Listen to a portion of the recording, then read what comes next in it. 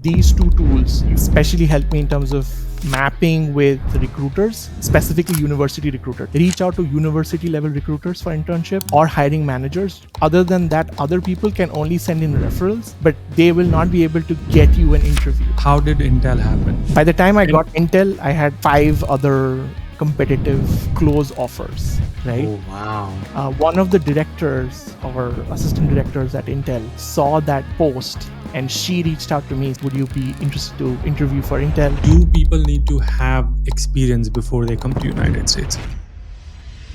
But you've heard Netflix getting 600K. In security, yeah.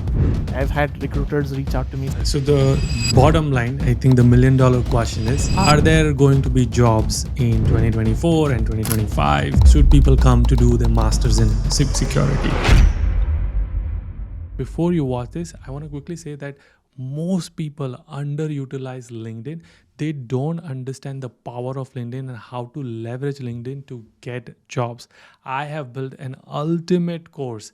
It's going to teach you everything from optimizing your profile, getting sourced by a recruiter on LinkedIn. There are live examples, and also how to use LinkedIn and leverage LinkedIn to create the job opportunity that didn't even exist. You didn't even know that it existed. Let me give you a quick sneak peek, and I will tell you that more than 350 students have joined this course and they are loving it. And you can see everything from setting your profile, networking, search techniques, job hunting technique, and like live examples where I'm actually reaching out to people and doing cold networking, etc.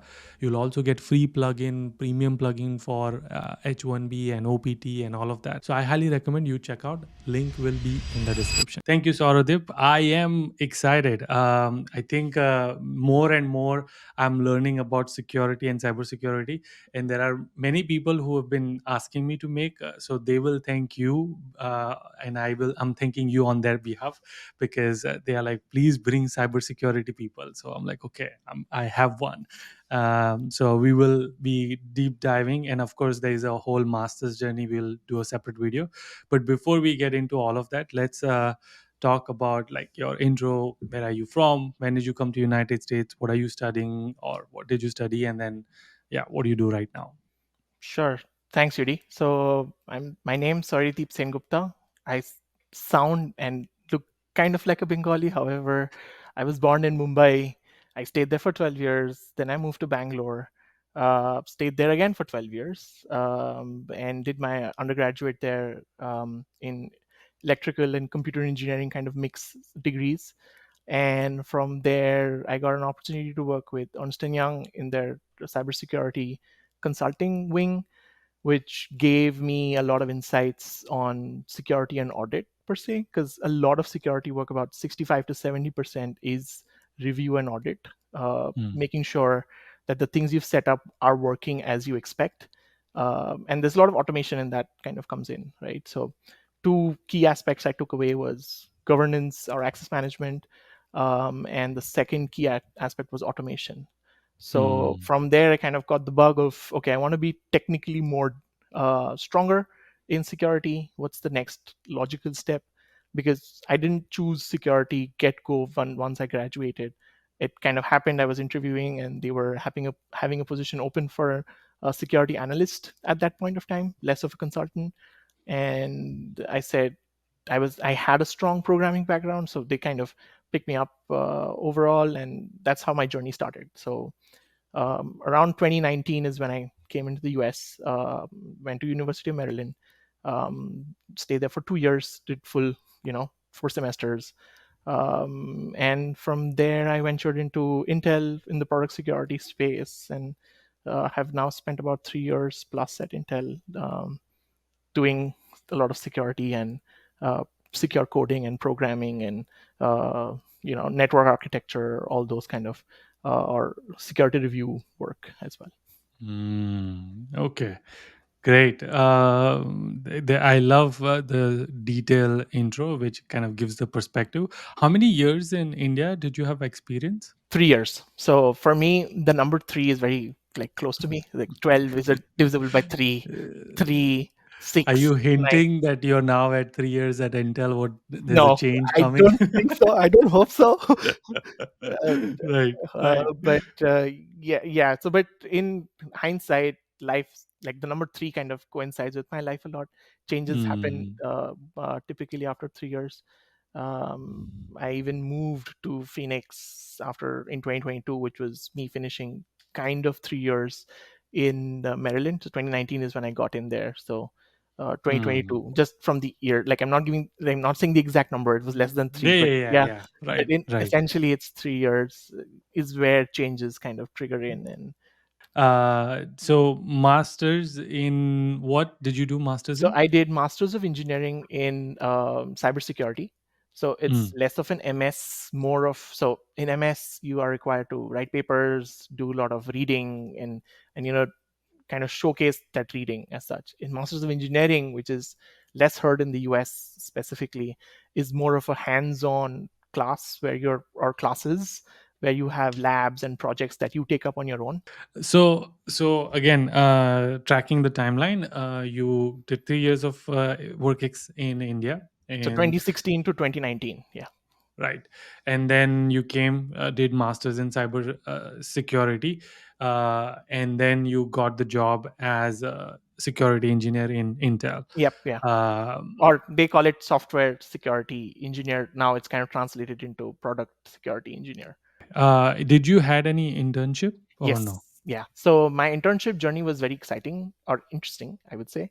Exciting because I ended up doing an internship at a startup, Mm. which was more in terms of medical perspective, but they were dwelling into a lot of cloud work, Azure, GCP, and AWS kind of work.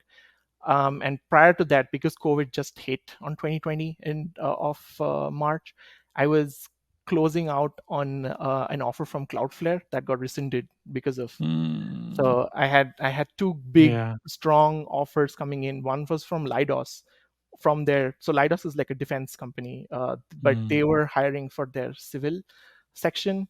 That got rescinded as well because of COVID, because they didn't know exactly what's going to happen there specifically. So the end thing was to go and join at a startup where cloud How was. did you okay, so that what was the role for the startup that you It was joined? also security engineer there. Okay. So How it was did you get it? Yeah, like what was the process? Like how did you find it? so I my friend groups or my network at UMD was very strong or Mm. diverse as well.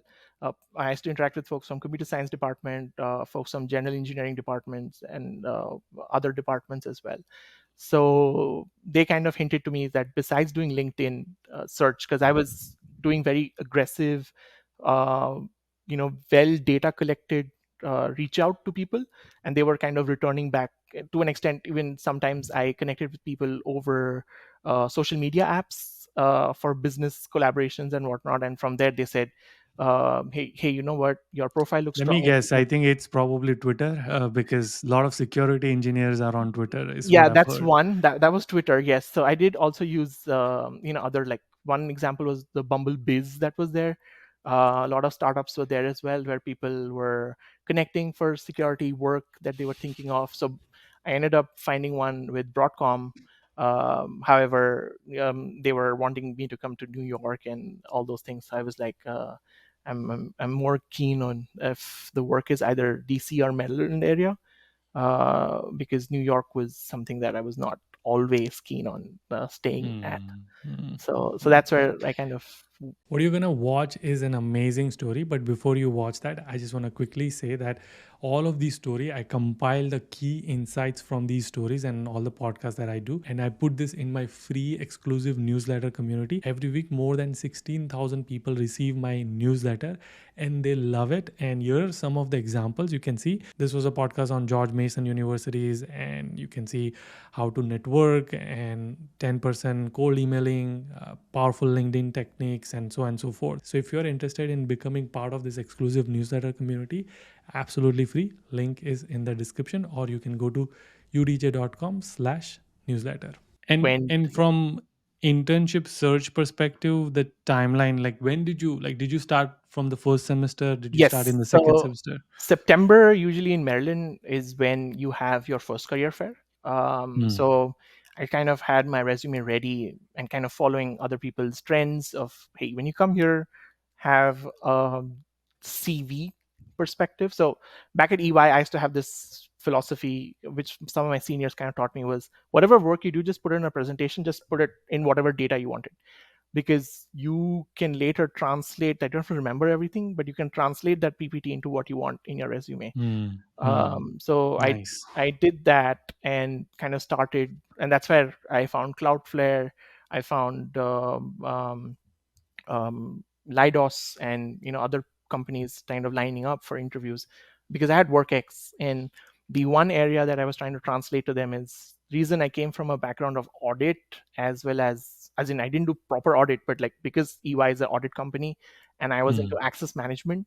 A lot of lesser roles were in access management, but they were broader in security as such. So they were like, tell me translatable skills. If this is the problem statement, how do you change it? Hmm. So those were things that I had to kind of communicate onto my resume, which I was successfully able, again, because of that PPT and all those things. And then I used two major tools. I think I kind of used them more in the October November timeframe. Was Resume Worded and Skill Syncer. So these two tools especially helped me in terms of mapping with recruiters, specifically university recruiters. So a big learning I had from my career fair one was reach out to university level recruiters for internship Hmm. or hiring managers. Other than that, other people can only send in referrals, but they will not be able to get you an interview. However, Hmm. their profiles on LinkedIn or other places could give you insights of what's the resume template that the company usually looks at. So for example, if I have to tomorrow, if I'm looking at Meta, so I might take a staff engineer's or a principal engineer's resume or whatever details are there. Or you could use Google Dorking. So Google Dorking is nothing but you kind of put some snippets of that information, and you, from that perspective, you find, okay, this is what they have been doing in their whole career, right? So, and this is Hmm. how they communicate it, because at the end of the day, resume is just a piece of paper.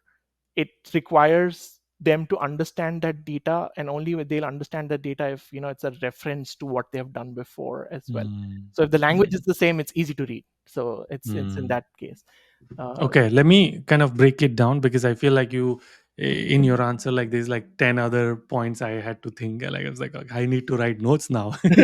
so, so okay, so you started your internship journey, internship search as soon as you landed. yes.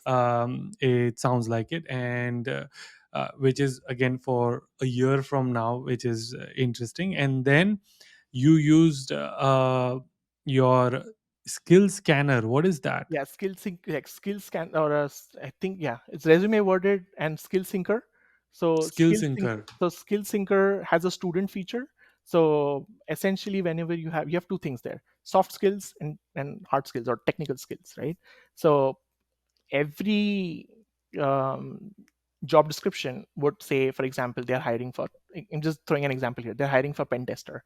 So they Hmm. need you to know probably Burp Suite. They need you to know another tool called Metasploit. They need you to know how to do scanning using Nmap, right? So all these tools that are needed, I need to make sure whether first I have relevant projects around it, either at school level, or at my master's level, or at my work level, and what kind of result, like using the star approach, right? What kind of result have I created through it? Is Hmm. it an automation result? Because an automation is a key performance indicator of, we've scanned so many systems at such a less time, and kind of looked at threat and reduced that threat vector overall. Hmm. So Okay. So, got it. So, you used two tools to work on your resume, almost like ATS compliant in a way, that making sure it has the right keywords and it is relevant to the job that you're applying to. But then you also said something interesting, that you would reach out to university recruiters and hiring managers. How would you find them? So on LinkedIn, basically, I would go and say, okay, so I'm looking for a job for Intel, for example, Intel University Recruiter. That's it, right? Or you go to Intel specifically, you Hmm. look at the people section of it, and you do University Recruiter as a search filter, right? It should, and it would pop out then that this particular university recruiter is in this location, that location, Right, I'm right? gonna share my screen because I love doing this live. Because Sure. sometimes people don't believe me, so or Okay. believe us. So, you said Intel University University recruiter. recruiter. All right, and then you filter it on people. Yep. Nice. And so these are all the recruiters which are Yep. at Yeah. Yeah. Intel, Yep. and So you could also use double quotes here, for example. So what you could do is university recruiters just like put it under double quotes, so as two words. Yeah, but so this is how in searching, this is a form of Google dorking that you're doing as well. mm, So it's like oh, how, I see. I find University Recruiter and yeah. So Nvidia. that's because, LinkedIn is yeah. So you putting your can, competitors. Yeah. yeah. So you could use that similar way. So even if you say now Intel in quotes, like, and with and operation. Yeah, yeah, yeah. I see. Yeah, So and just like then how you do in the SQL, right? So like you're kind yeah, of building a SQL query to do right. that essentially. So Yeah, so they might have, so these people are popping up because they might have worked with Intel previously. Uh, possible. Yeah, and I can filter it too as well. But yep, yeah. yeah, So yeah, yeah. that IBM Intel that was there, IBM at Intel, Mm, that's like an mm, Intel recruiter essentially. mm. Yeah, and even the first one was pretty good because you can see recruiter Yep, at yeah, IBM for yep, yep. Intel, executive recruiter. Couldn't find the university specific, but yeah, so this is one way. So this is how you would find recruiters. What about hiring managers? So hiring managers, my search was directly from Google. So I would just go into Google, type Okay. Intel and say security, security again in quotes. So I would use the word in text essentially. So in text In text, okay, colon colon, secure, like, yeah, now put security. in double inverted No, just single. Yeah, it's because it's just one word. security. And like and is like uppercase. Okay, this is like advanced Google searching essentially. And then Yeah, in text, like manager. Uh, and then do like whichever company you're looking at. So in UM, text manager, as in like yeah, word manager, manager. yeah, because you're kind of looking at. Reason is I'm not just restricting my search to LinkedIn. There might be other places like ZipRecruiter or somewhere they might have placed, right? So you kind of look for that. So if you scroll down, Did I? It is in text, correct? yeah, in text colon this and yeah, both are correct. Or we Okay. could do it differently. Do it EY because this is also, that's also another way I kind of did it, right? EY. EY. Y, yeah. So you should see certain managers' names or, Oh, right. yep, Yeah. yeah. So yeah, click on that then. So she's the senior manager at EY, but UK, Yeah. obviously. So yeah, and then you do US. So you add more filters to in text, and that's how you kind of go ahead in this Mm. process. So is this something you learned in your security thingy? Yes. So I had this first week or 2 weeks of the first class of pen testing. So we Ah. call this as open source information hunting, or Mm. in simple words, you could say, is also kind of sounds a little creepy, but it's more like, how can you stalk people better, right? Because Mm. you want to collect, essentially, social engineering techniques were done to figure out traces of data patterns. So use that to your leverage, because internet has so much public data, to ethically reach out to them saying that, this is my resume, this is what I've done, this is what I've worked on, and this is where I feel is my, and I've always told any of my colleagues or people who've kind of connected with me, like, hey, how do I say that, I'm good at this job? Say your USP is unique, so like use your USP. So my USP was automation. So I said, give me Mm. any problem, I'm going to still analyze and use my analytical skills to break it down to automation, because that Mm. way I can give you a full-fledged solution one in at one time, and then you just have to do operations on it to manage it. I don't have Mm. to repeat the whole process, because sometimes Mm. in the whole software and security lifecycle, things are, Yeah. it takes time. So automation kind of fetches that answer a little faster, essentially. Nice. Got it. Okay. So you found hiring managers, you found university recruiters, you did cold emails Yes, instead of messaging on LinkedIn, or you did probably both. both. I did both. Okay. What tools did you use for finding emails?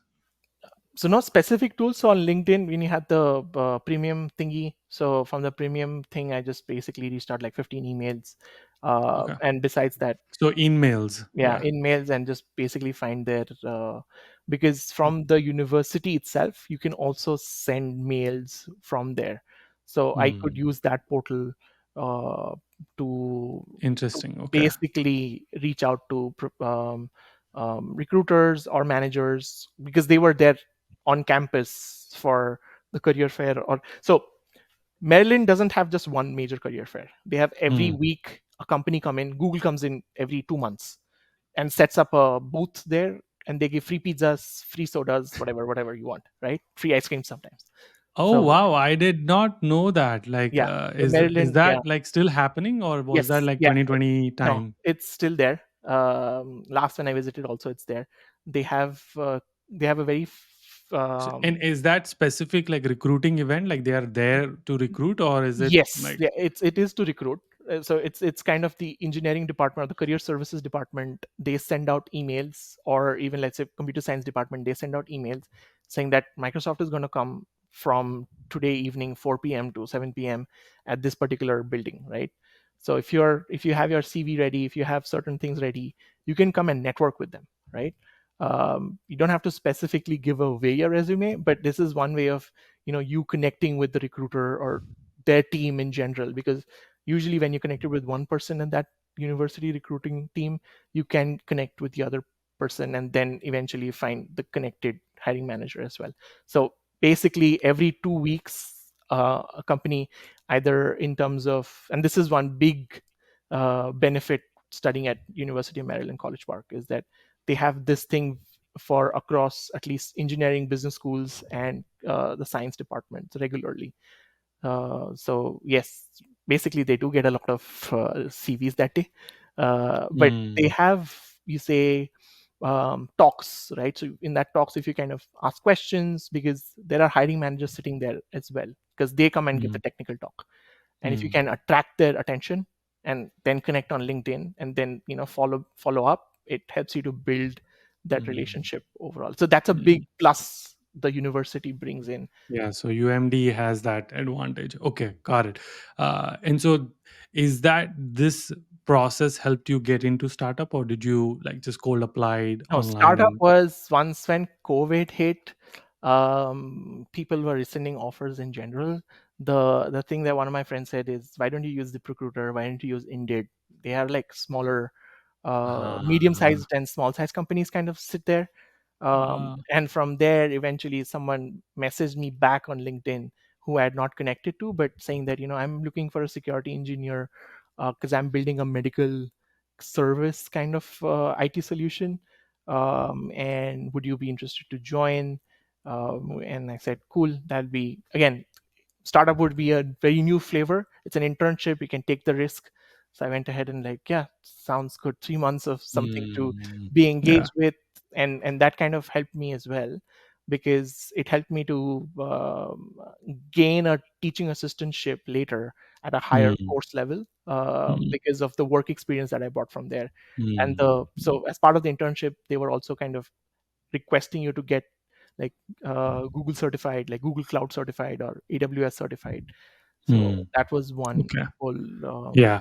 So your strategy went from just looking at LinkedIn, also look at the smaller job boards like ZipRecruiters and whatever. Indeed, Now yeah, there are like Well Found and yeah, all these yeah. other ones as well. So and that's where you must have applied. Someone found you. They reached out to you on LinkedIn. You got it. Great. Internship is done. Now comes the full time hunt. What? How did Intel happen? Okay, so I basically reached out back. So I'm gonna step back in terms of October 2020. I Mm. started to reach out to a few folks at EY as well, because I was kind of going to finish my full time, and then I thought, you know, I've worked there before. I know a few folks. It's easy for me to kind of have an interview there, right? So around October, I started to get in October 2020. I started to get in like three interviews. One was And you VMware, were gonna get graduate in May 2021. correct, May 2021. So Okay. So, in that timeline, October, this was before the 2020 elections also finishing. So right. so Yeah. there was a little turmoil in that whole space as well. So Yeah. October, I finished my EVA interview. They said they'll get back, but because of the election, and then they said, so I had EY, VMware, and the Adobe in the pipeline of interviews. So in this, EY kind of quickly, because I'd worked with them, they did their one lesser round than others, but they kind of gave me a return back offer after 2 years of masters and whatnot. And that answer, or official answer, came in January because of the no H1 filing, and then companies started to again kind of go silent in terms of Mm. their hiring, because Mm. October, November, December was things were still unsettled. It was only after January that things started to open up. My phone started to buzz more that, you know what, we were interviewing you 2 3 months back.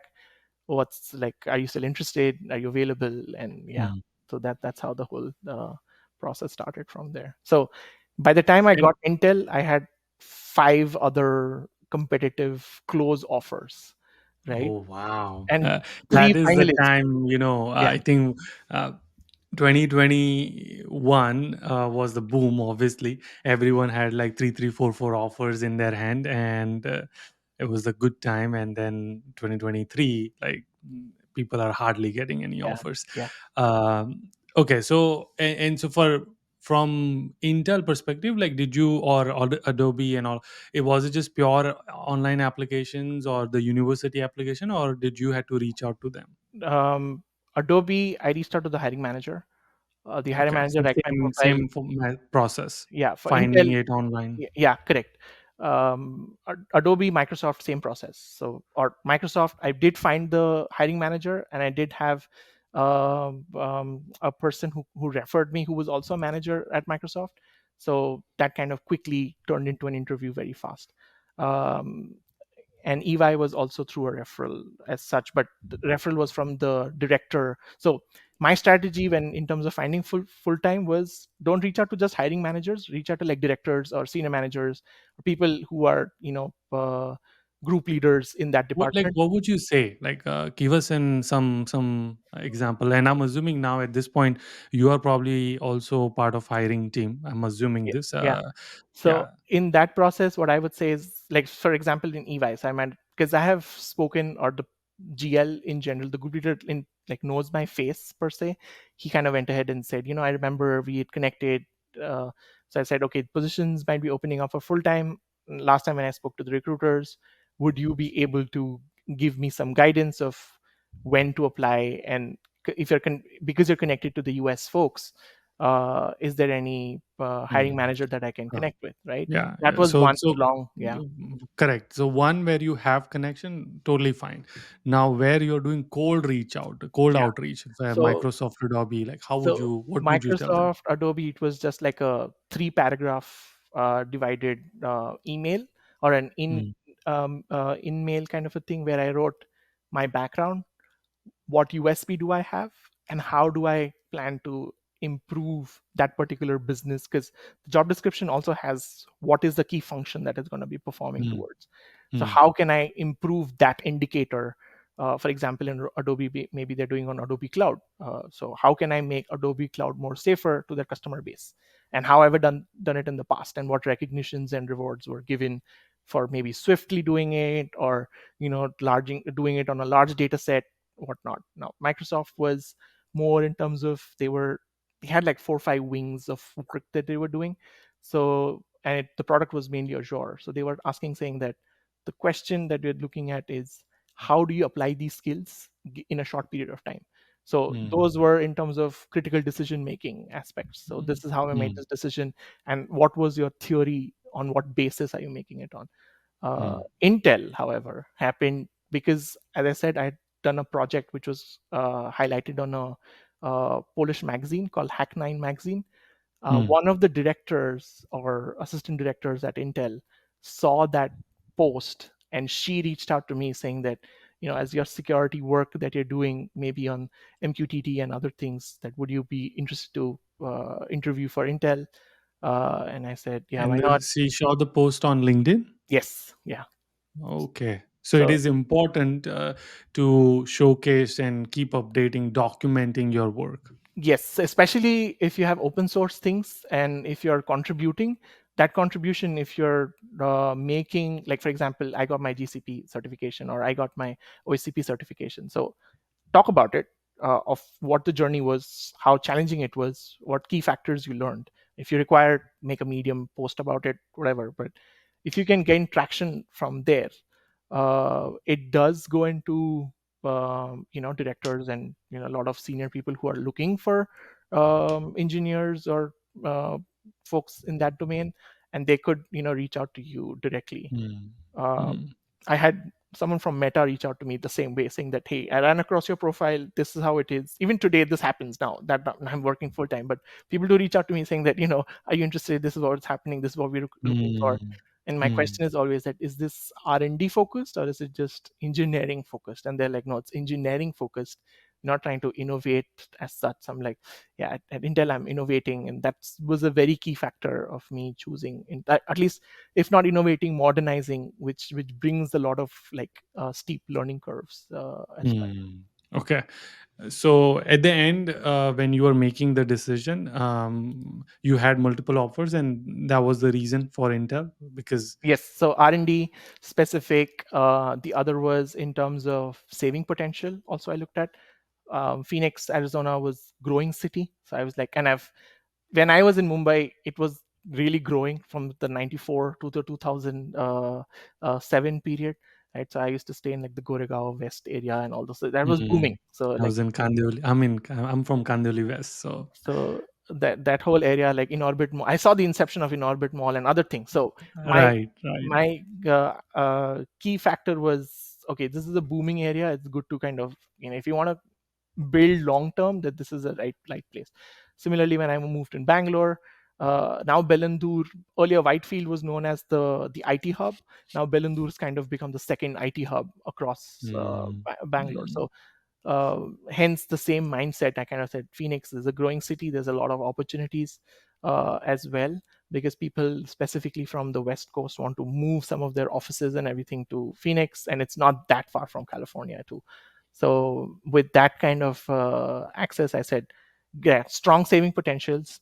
Then, as I said, first was R&D, and third was in terms of what is the contribution I'm making at work, like as in to the real world as such, right? So this, all right.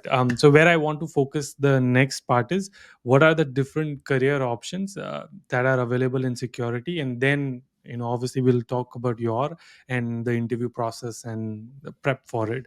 But I know you shared the doc, so yes, I'll or not doc, but image, the yeah, it's photo. an image, yeah.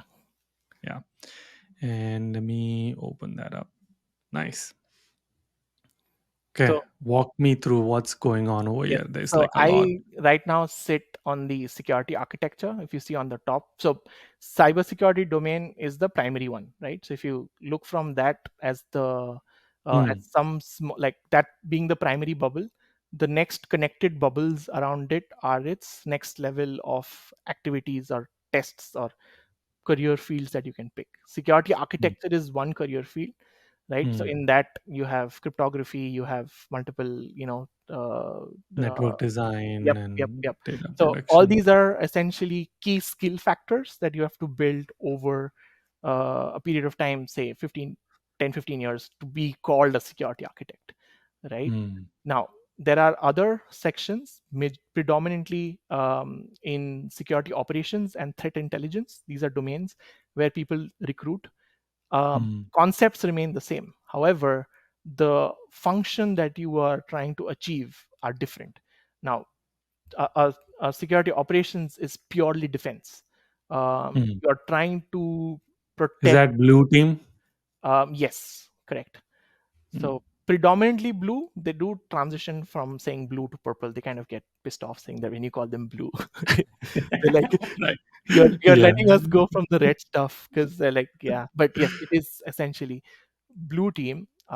There's another key factor where federal work comes into place as well here, is forensics. Let's say an FBI or some government agency wants to kind of, they caught hold of some very key data of someone that they have Mm, on mm, their blacklist. They want to kind of find that. So forensics comes as a very big place. Now, the mm, section that you're highlighting in governance, right? That's where mm. I played around a little bit at In EY. EY. Yeah, So and I think most of consulting Big Fours, they do a lot is yes, my it's, guess. yeah, it's even BCG, in terms of McKinsey's, they also do these things. Yeah, it's because essentially the companies don't want to, like, either they have to be compliant or they don't want to do this indoor, so they're like, okay, we'll just partner with EY and they will take care of all of this, and then you guys trouble us like, can we get the SOC too? And I was an engineering manager in my last company at healthcare, and we had to be SOC compliant, and I was like, oh my gosh, like, show me the screenshot, and I was like, oh, just spare my life. Like, I want to do better things. So they So sit in terms of proper audit. They sit under two bubbles here: risk assessment and governance. Most of the times, mm, a contracted company is used actually for risk assessment. So a mm, risk assessment. So, and some of these kind of overlap as well. Like, although I'm part of a security architecture concept, I still do source code scanning and making mm, sure code reviews and secure coding is kind of being done, right? mm, But your primary bubble remains the same. I think one bubble I didn't talk about is threat intelligence. This mm, is where you have the dark web, you have the red team folks, the malware reverse engineers. They kind of sit under this, right? So mm, they look at a lot of problems that are there. uh, mm, Again, the point being, what is the threat, what is the risk, and what exactly are we looking to safeguard from an ethical standpoint, or from a general society psychological standpoint, right? So yeah, that's pretty mm. much. So And so this also looks like a red team thingy. Yeah, yeah, it says over here. yeah, so it says, it does say red team and other pen test and all those things, but again, that's aligning towards the risk assessment. Because okay, so when, let's say, somebody runs a pen test on your product, right? What they give you, Mm, they give you a report. Like, if you are tomorrow, you're a CIO and I'm a CISO, they're like, okay, how do I make sense of this pen test? It's through a executive summary report, where mm, these are the systems you need to improve. This is the cost that is going to take for you to improve the system. And because mm, security overall is not a profit making function at a company, it's a support mm. function, it's a required function. Your Got it. security is going well when the money you're investing does not come back to saying that, okay, you have to reinvest that same money again. So Mm, there's a math around it. It's a pretty famous Gordon Loeb model. So if your security investment is 37% of your overall budget, and it's consistently happening that way, you kind of are creating a baseline of security in which you are safe. So you mm. won't see like an Equifax data breach or a Capital One data breach or a metadata breach as such. So Yeah, companies sometimes miss that chance, or it's the party time for CISO and CISOs and all those things, where they say, yes, we've got the right, right funding for security to right. kind of enhance some of these features. Because as you So can see, where does the CCNA and CCP and all of those so thing? that those sit under, so CCP, those are certifications. So those sit under, if you want to kind of build your work of network design or cloud security, like for example Acha, GCP and all super. those things, right? Okay. Yeah, yeah. Got it. Okay. Nice. And then you mentioned you did GCP and AWS. No, So just is that GCP. also? Yeah, just GCP and OSCP. So OSCP is a pen test. So pen test is a skill. Okay. GCP in general is a platform kind of Yeah. Right. Yeah. security. Yeah. I So you mean, kind of, everyone is using GCP yeah, nowadays now. you're kind of showing that, hey, I have a diversification of skills, but my Mm, ultimate goal was, because everyone's right now, most companies, big firms are hybrid cloud or multi-layer cloud kind of architecture. So my own goal even till today is like, how do I get to security architect kind of level, where I understand all these gamuts. Like, so I started, you mm, can say, from identity access management, access control, mm, So Mm. security engineering, all these kind of align. So what kind of access control is it? Like internal team access control? Are No. we talking about, or external users? So I would say, okay, companies use, I'll give two examples. One is in terms of a lot of companies use Active Directory or Azure Active Directory for their user uh, kind of joiner, mover, lever process, right? Hmm. Now, in this process, it's essentially a company. So from EY, it'll be a company that I'm working with, that I'm contracted to making sure their identity access management processes, policies, standards, as well as configurations are all correct. So it's not just an Hmm. assessment. Let's say if the assessment has gaps, I need to go ahead and do the implementation changes. Or Hmm. it's in terms of modernization. So they might be using an old tool. Now they want to move to a new tool, and they need engineers to do that specifically. So this is if you're working as a consultant. If you're working at a product company, in a product company, or let's say Intel, for example, in this case, we have machines and systems that communicate, right? So making sure authentication, authorization, right access for an application or Yeah, whatever product. OAuth Yep, is a yep, big thing. yep, yep. Yeah. OAuth, SAML, all those things. And not only that, in terms of secret management, how do you handle, because programmers, Hmm. the code that you see online is very simple, right? I want to create a driver connection to SQL. Okay, this is the username password you use as a string. Create a connection driver and start your package and insert whatever command you want to insert, update, delete, whatever. Hmm. So that's bad from a security standpoint, because that source code sits somewhere and it's in plain text. If somebody reads that password, then that's it. Like you've basically handed your keys of the house to someone else publicly. Right, right, right, right, So right. because Okay. these key factors of data is Hmm. confidential, uh, Hmm. that identification a developer wouldn't have, right? So the Hmm. developer is more focused towards like, this is the requirements that I've been given, and this is how I want to close out all the factors. And to close those factors out, they just follow the process. It's only then security engineers come in and say, like, okay, this is wrong. This needs to be updated. This is the change you need Oh, to. acha. So for example, so we have a loan. We are a loan company, Hmm. and we are building digital experience where people can get the loan online, right? So my engineers, obviously, they're gonna take care of some security aspects of it because it's a requirement. But then it will go to you guys as like, hey, Are we we think covered? Are we covered for all aspects? we Correct. think we've Exactly. got it. Okay, and then you're like, no way, like this is the vulnerability, this is what, like, all this Correct. problem. And A uh, mature way of right now companies doing is they call it DevSecOps. So they pipeline it all together, saying the developers would get real time feedback instead of, because engaging with people, like you said, right? EY engagement is like a nightmare. People bug yeah. you a lot.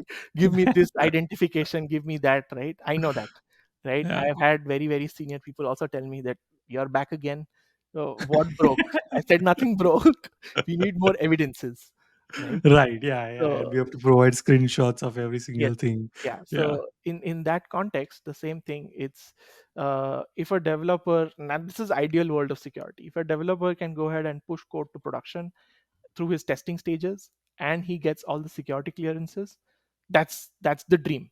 Now in this scenario, you would need, or you have a lot of plugins available that a developer can utilize to get data, like him or himself or herself, like local scanning or integration scanning or unit level scanning as well, right?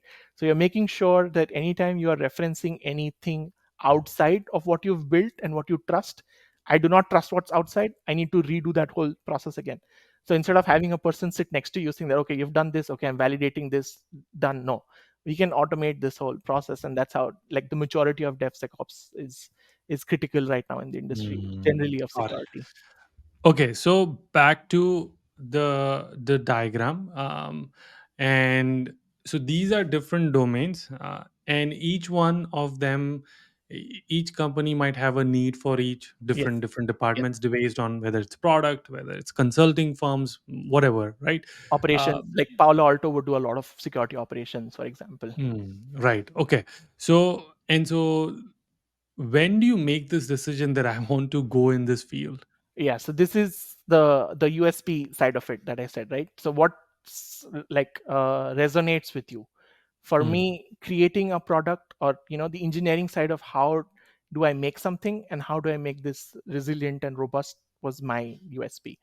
Some people might like, from a threat intelligence standpoint, that, hey, I like identifying and looking for Yeah, problem but like patterns. think about someone who just did bachelor's, they came here for masters in cybersecurity. They don't have any work experience. How do they like work, like how do they pick wait, like is there something that, oh, this one is in more demand versus others, Okay, yeah, I see. or you just go like So explain to me as if I am a junior, I have no idea about this. How would you tell me like so in this context, people first resonate towards pen testing.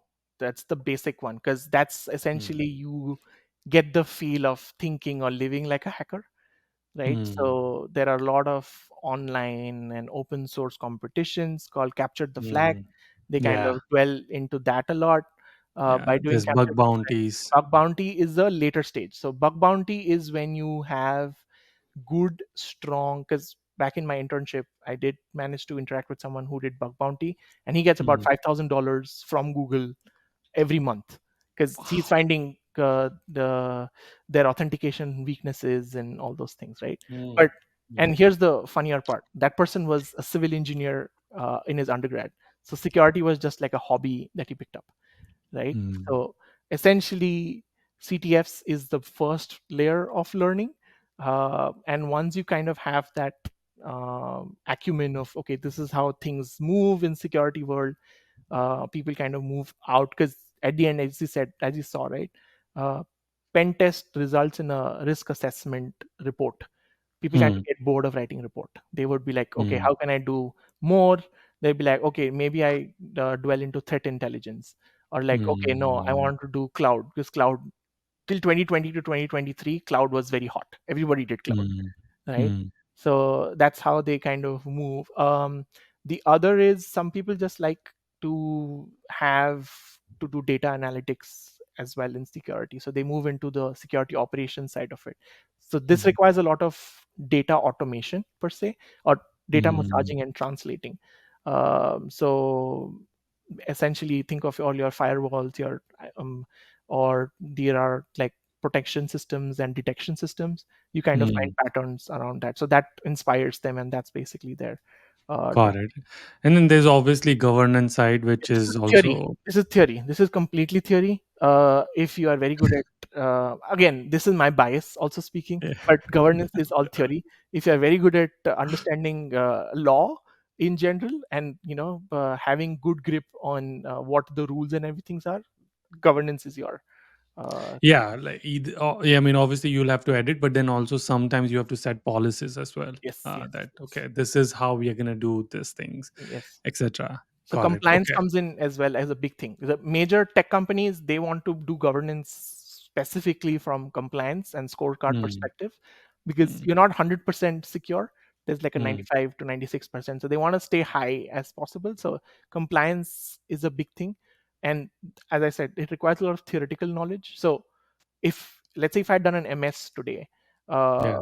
uh, governance would be something where people would dwell into a lot of questions, a lot of research topics are also there, especially when you're Yeah. kind of thinking So about cross geos and all those it's things. right. So it sounds like, again, correct me and pardon my knowledge, but it sounds like the easy way in is pen test and compliance and audit. Yes, correct. That's predominantly the security world as well. So I would say, let's break it down into three parts. If you're a Mm, pure bachelor's computer science who knows programming pretty well, mm, identity and access management is your good bread and butter, because that's a programming mm, level work. You do same level of SDLC, because as I said, right, you're doing modernization or changing software from there. So it's just software programming there. which Uh, also means, sorry, just to add one more layer to it, which means this part requires a lot Programming. of understanding of programming and Yes, coding. yes, Correct. yes, yes. Yeah. As you can see, right, security architecture's immediate down is cryptography. That's mathematics, Mm, right? mm, So yes, it's not just one aspect. Architecture does not mean one particular aspect of security. There are other nuances, but yes, mm, governance is, there's a book. If you are good with the book, you have you are good grip on it. You are good at reading. You love to read. Governance is easy to Yeah. get in. Risk assessment, specifically from a pen test standpoint, if you like to kind of do things hands on, it's an easy entry I point. think this one is like tools heavy, Yes, isn't it? correct, Yeah. correct. As I said Mm. before, right? So Nmap and yeah, Metasploit and all those things. So how you build that particular tools set is like the tool set skills is critical. But Mm. again, critical part being, and this is where a lot of people kind of miss out. They say like, yeah, I have my this certification, I have that certification, but they miss out on the key part is fundamental. So when you ask them like why DNS does 53 both on like, on port 53 does both UDP and TCP, that's when things, because this is not a challenge that you will see on a CTF Mm. or a particular pen test or a governance stand. This is fundamental, that when you're Mm. doing this kind of process, this is how the data flow Mm. exchanges. So Mm. those What fundamentals. about the ops, like security ops? Like, is that heavy coding or is it more No, so looks this like is it's data. So this is kind of think of data SQL, science. Excel? Yeah, Excel, Mm. not Excel as such, but yes, when worse हाँ, comes to worse, people do Excel. हाँ, मतलब SQL, Python, Yeah, basically. yeah, yeah. So you need Power BI or any kind of other Mm. languages, but essentially, yes, it is in terms of how you read data. So, for example, Splunk. Splunk is a tool. So, uh, Mm. how to read Splunk data and how to understand Splunk data, how to set filters and all those things is important. And then you kind of do the remaining of the activities from there. Mm. Got it. But yeah, Great. security in general doesn't require a lot of programming. It sometimes requires a lot of system understanding. So how does Mm. the kernel boot up? How does your OS setup kind of happen? How does basic Windows Defender work? And how does, Mm. let's say when Apple has its own form of basic security baseline, like how does that work? Right. Yeah. So Yeah. that's how the questions start. It's first round of interview in security is always getting to know people in the sense what their background is, right? So, Mm. and that's how even I I kind of give Yeah, insights to yeah. people as well. Hmm. I feel like today is probably the most comprehensive overview of security world I found out. I knew, I mean, I knew a lot of it, but I just didn't know, like this whole. So that diagram was very helpful, and I'll put the link for people as well, it's, so that they can have it.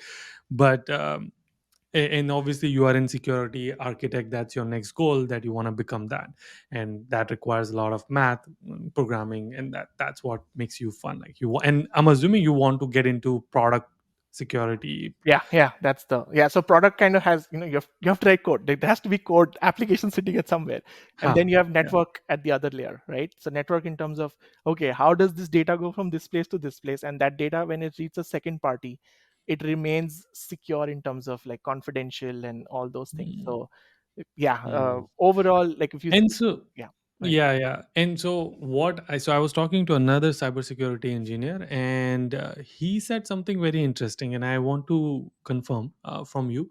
uh, he said the demand is there but the supply is not there. true. Is this true? Yeah, very true. Okay. So you can use and you can kind of pick up the data as well. So there is ISC square. So it's like in bracket square.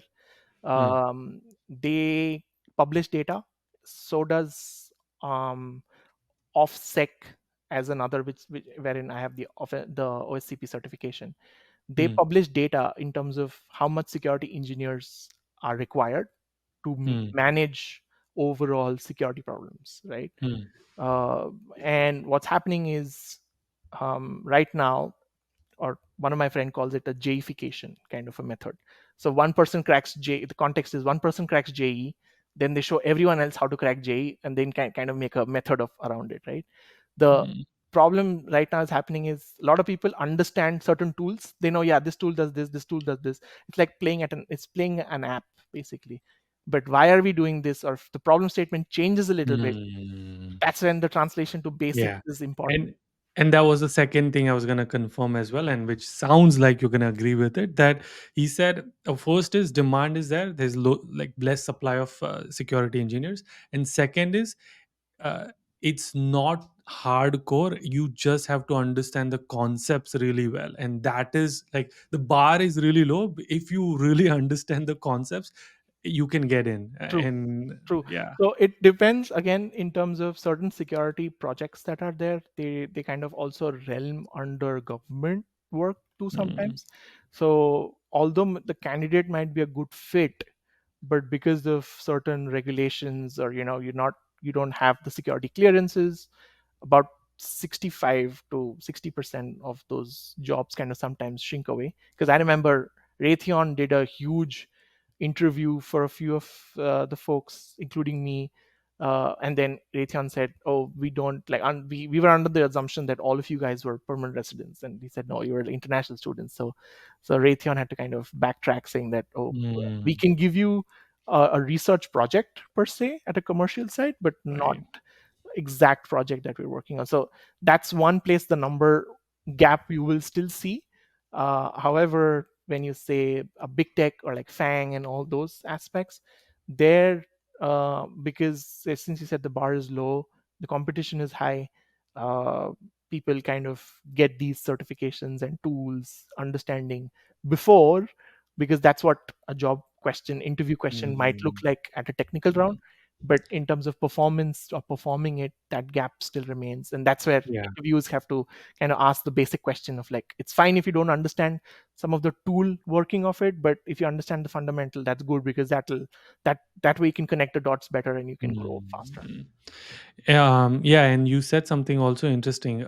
This is another big fear people have, is that if I become a cybersecurity engineer, the only like I'm not going to be allowed, because all these security jobs are fed jobs, and they are not like. They're not all But fed. Yeah.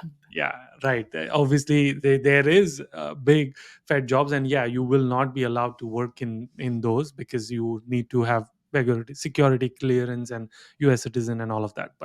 But then there is like whole another market, which is like all these tech company and all the product companies now, and every freaking single company now is cloud based. Yeah. So they have to have security in it. So yeah, so So if not that, there is always audit and governance. So like, don't forget, like they are good candidates. And again, 70% of security work is actually configuration review.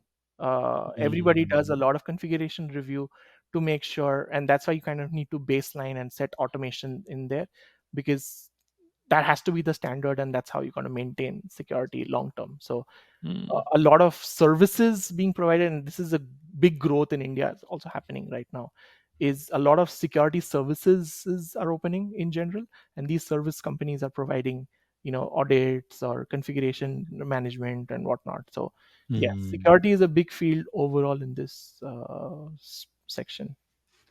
So the bottom line, I think the $1 million question is: are there going to be jobs in 2024 and 2025? Should people come to do their masters in security? Yes, I would say yes, because US still has, and again, vetted data, surveyed data from ISC2. They are like the gold standard, uh, besides SANS, of providing or doing this survey of how much security professionals are required across the board. This is globally, worldwide, and it is needed, because security, specifically US economy, is based on medium and small scale businesses. It's not just the top tier, right? So yes, security engineers are required, security professionals are required, security consultants are also required, because there are attackers are not sleeping. They are coming up with novel ways of breaking systems. Mm, So yes, there is going to be, and if you do bring a good understanding, and specifically in terms of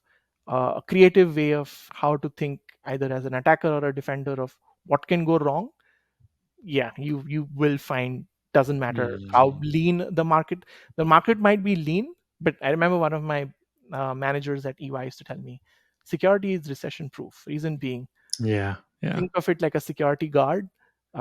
Whatever happens, still has to be a gate. Worst case, if you're not the watchman, you will be the gate. So a gate is still needed, right? Right, It right. can't be I glass. love that. Yeah. I love So that. Another question I have, two questions on the same note. One, do people need to have experience before they come to United States in um security? yes, sometimes, because you can bridge that gap too. So there are certain basic level security certifications like CEH and Security Plus. So the reason certain security certifications are still needed is because coursework only gets you to a certain point, and it's very scenario based learning, right? But the examination that you give at these Security Plus or CEH kind of uh, certifications, it kind of sets a baseline for everyone. So if you're just starting off, then I know a few of my friends, they did Security Plus, right, and then got into Amazon, because yes, in terms of fresher perspective, you do need one certificate maybe just to get your kind of entry pass or gate pass, you could say. However, So it's not if impossible. you don't have work experience, compensate with projects and certifications. Yes. But ideally, get some experience, because experience will always trump like people who are just beginner. Yep. Yeah. So like CTFs, projects, as I said, medium. So be more out there of contributing of what work you've done or showcasing what work you've done. It's similar to how in the SDE roles people do lead code, right? Hmm. Now in security, you don't have lead code. There are no certain questions that come up. It's okay. Read your resume. I see these things. I'm gonna start with like a story and see how the whole process goes, right? So in that context, one key factor is how do you understand those lines correctly? And if you don't have the right experience, you'll be blank because you'll be giving answers in terms of definitions and this is how it is, this is what I've done, but why you did it? Oh, I don't know. It was just an assignment that was given. I just wanted my A grade. So Hmm. those are the missing pieces you've got to fill. Hmm. Okay. Once you fill One that, one one last question, and I'll move on from this. Is does the university matter for masters in United States, like the brand of the university to get the security job? um, okay, that's a tricky question, but yes and no. Yes, Hmm. because as I said, UMD had a weekly career fair or alerts come in. Some of the workload that you're doing as a student is then shared with the university. Hmm. No, if you already have a goal in mind, like this is what I'm going to be, this is what I'm going to do, and you're kind of going towards it with, okay, this is my CTF, this is my certification, this is my open source project work that I'm building, then you're good. You don't need any university or any kind of platform as such because you've built that own platform yourself. It's a little extra work, but Hmm. here's what kind of helps you. There's a lot of YouTubers, top YouTubers, as you said, my case, connecting with people in Twitter and Hmm. other social media kind of applications, or even Hmm. now for a fact, new vulnerabilities come up. TikTok's very because it has a 30-second kind of input. People like to kind of just hear for 30 seconds and move on. So yeah, so you will have platforms where people are providing you information. Now you can still use those information to also move forward in your security journey specifically. Hmm. But Got yeah, it. it So, does help. It's just the small things do help if a university is good. Like for example, हाँ, in मतलब it depends. So it sounds like it's a depends on the one, like your peer, your network will help because you are in that university, and the things that they are doing to help you get a job. But not necessarily if you go and apply and say like I'm from UMD, they're gonna just like, oh, you're from UMD, I'm gonna give you a job. no, That will not happen. no, that yeah. It's Yeah, so But it's they will mainly know that UMD is a good school, that you are like, like. yeah, that bias might be there. Like for example, when in my first search of university, cybersecurity, Berkeley comes up, right? Berkeley is like the top, Mm. but Berkeley is not exactly top, but like Berkeley is the first like search result that comes up. Berkeley is in California. California, there are plenty of opportunities for security. So that's why university specifically sometimes doesn't matter, but in some places it does in terms of where it can reduce your workload, and Mm. how keen they are of also having Mm. their students get a final job at the end, right? So Mm. that Yeah. factor again, UMD is my example because I kind of studied at UMD. There might be other, I know Northeastern, when they were in Bangalore, they have these events in Bangalore for US schools where they publicize saying that we have these events more specifically for co-op and job and all those things. So Mm. yeah, so it all, Mm. yeah, it's that answer sometimes might sound subjective, but yes, so yes Yeah, and yeah, yeah. Right. Yeah. What kind of money do security engineers make? So can so you give us yeah, the the salary range ranges? before COVID was typically 95 to 130. After COVID, and even now, it's kind of stabilized to being around 130 to 230 to 40, depending on experience. So if And you, this is base. this base, yeah. So Oh wow. Okay, 230, 240 as well. yes, so 240 to 30 is like if you have a programming background and if you want to work in blockchain, because that has security structure in it, right? So you do make. Hmm. I've heard people getting to Netflix for 600K in Oh, security. Netflix though, bhai, next level. Like yeah. So yeah, but the risk again, that pay is so high.